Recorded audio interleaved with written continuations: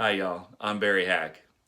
Have you ever gotten excited from the word road trip? You know, you're going to get out of the house. You're going to go out. It's a beautiful day. Maybe you're rolling down the windows. Maybe you're taking a long road trip. You know, one of those ones to go see family down south or up north or in the east or to the west or something like that. Maybe you're going to go on a vacation and you know what? You don't want to fly. You want to be able to bring those toenail clippers and the big bottle of saline solution for your contacts. So you drive there instead. And the road trip, it's exciting. You know, you're on the road. You get to stop at the gas stations and get the sausage on a stick or the cheese sticks or the corny dog or that special candy bar. You know, the big giant chewy sweet tarts. Oh, love those things. Maybe it's the whatchamacallit that you can't find in the grocery stores no more.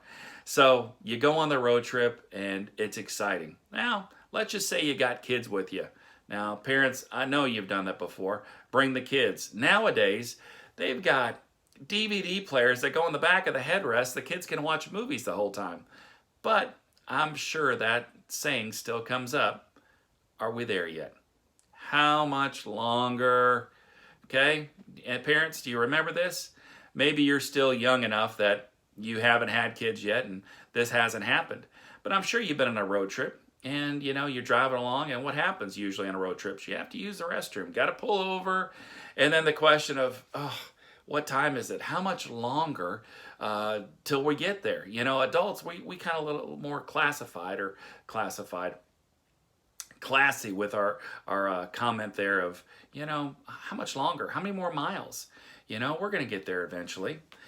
Today we're going to be talking about something we all need more of.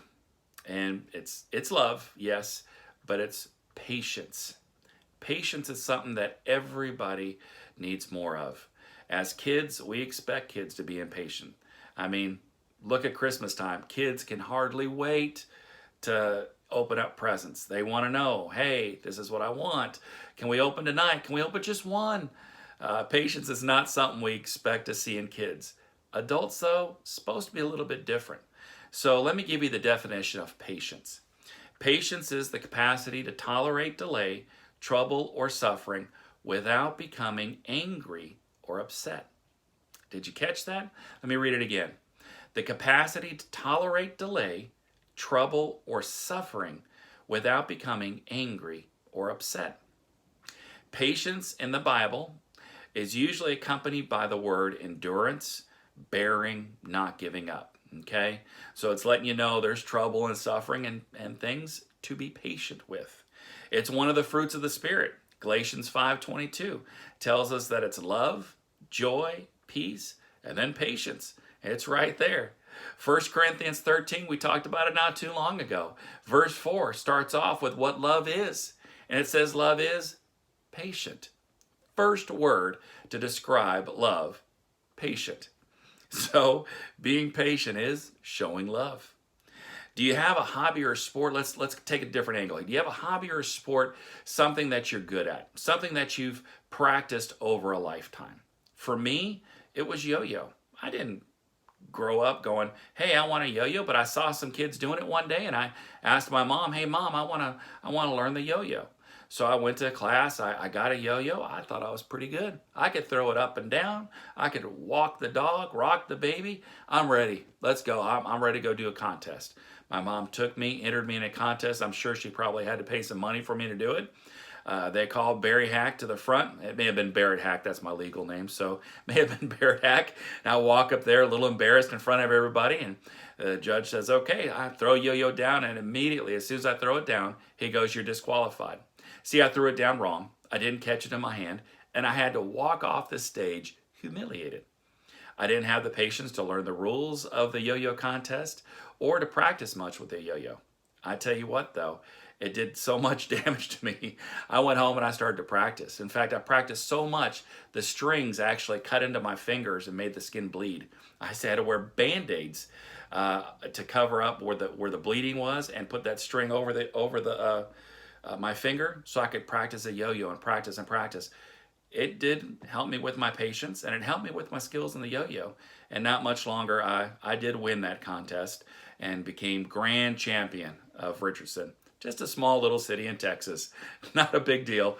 But I did learn some skills about yo-yo and being patient and trying.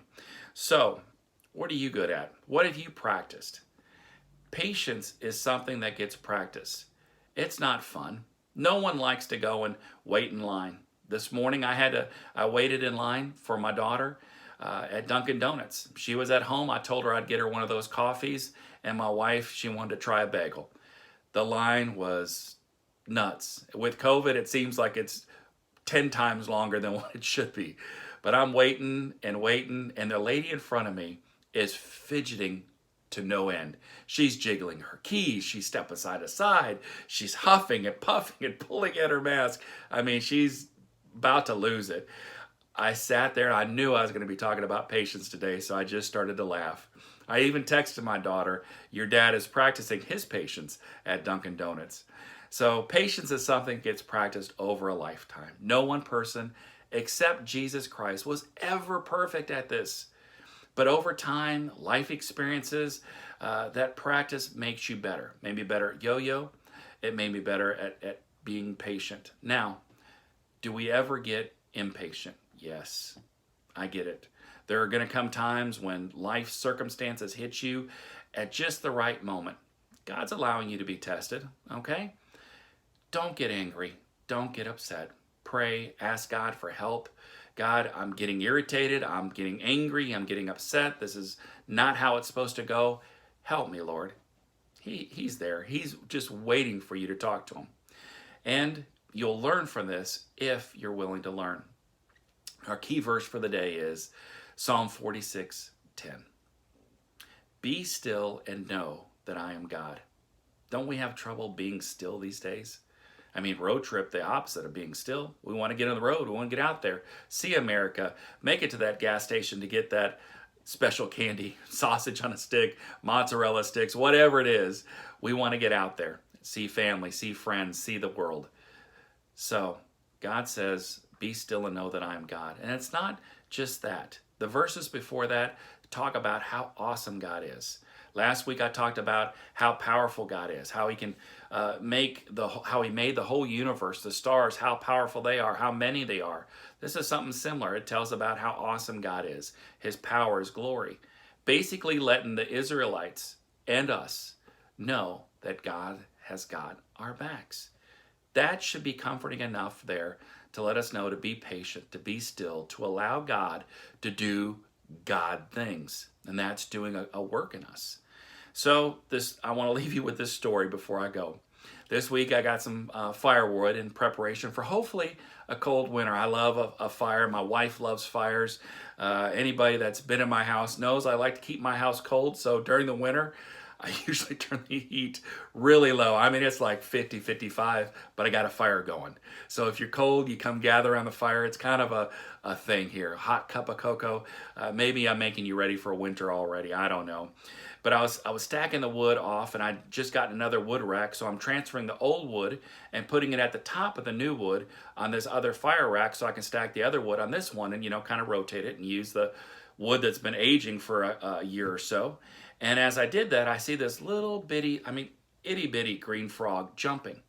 And so as I'm putting the new wood on, he keeps jumping back and forth. And finally he jumped from underneath the fire rack outside. And I knew I was going to have my lawn cut this weekend. So I'm like, I don't want him getting killed or getting hurt. So I go to try and grab him. Well, I'm an older guy, and the frog is a young frog, and he's got a lot of energy. So it would have made a good YouTube video, me bending over, trying to catch this little green frog that blends in with the green grass. And I didn't want to crush him in my hands, squeeze him so hard, so I was trying to catch him gently. Finally, I wore him out, and I was able to catch him. And his heartbeat was just going a minute a mile. So I grabbed him. I put him underneath the wood rack that was completed. There's just rained. It's plenty of water. It's cool, so he's safe. He went under there, and I finished stacking the wood. And as I'm stacking it, I start to think, aren't we a little bit like that frog? God's trying to get us and complete that work in us and keep us from harm. Remember, His yoke is easy. His burden's light. But what we do, we're like that little frog. We're jumping out of His hands, trying to get over here and do this and complete this and take care of ourselves. instead of letting go and letting God.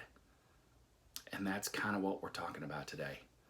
Be still and know that God is who he is. Be patient in love with those around you. Pray in all circumstances. These are all great things, but this week I want you to practice patience.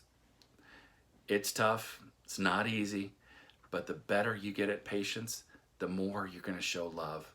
In those hard circumstances, when you go, God, seriously? Practice patience this week. God wants us to be still, to be patient, to allow him to work in and through us. So be patient this week. Pray when you feel anxious, irritated, or angry. When something that just may be out of your control, let God have control. All you need to do is to be still and patient and let God do his work. Love you guys. Have a blessed week. I'll see you next week. Bye.